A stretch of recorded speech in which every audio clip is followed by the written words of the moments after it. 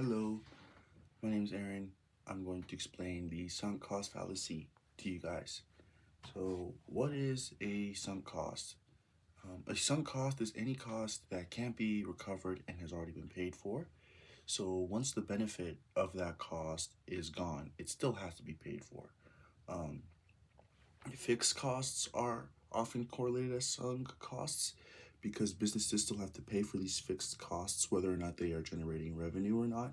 So think of things like paying for rent for a building, and then not being open.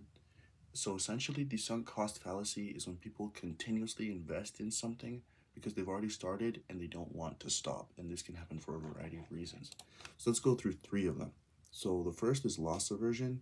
People don't want to lose things, and the potential idea of losing something feels a lot worse than the potential gain of getting something. So people will try to do their best to avoid losing it. That means they'll pour more resources into something to avoid losing it.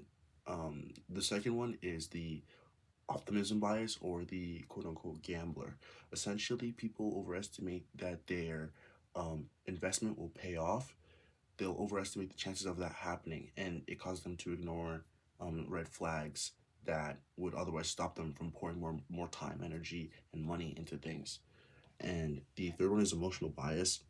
When people feel personally responsible for getting a thing or accomplishing a thing, they're a lot more resistant to um, to changes or to not paying for that thing or to cutting off investment for that thing, and that causes them to keep investing more time, energy, and money into the thing.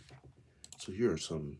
These are two real world examples. The first one is going to be monetary, and the second one will be time based. So the first one would be the first one, monetary one, is buying Morgan Wallen tickets, and then Morgan Wallen gets like banned from entering Canada or something.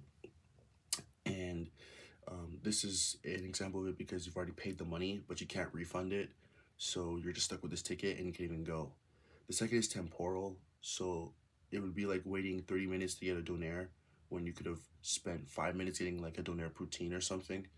Um, this is an example of it because you're essentially buying the same thing, but you stayed in the line because you were already there instead of just going and waiting 5 minutes in another line to get a similar product.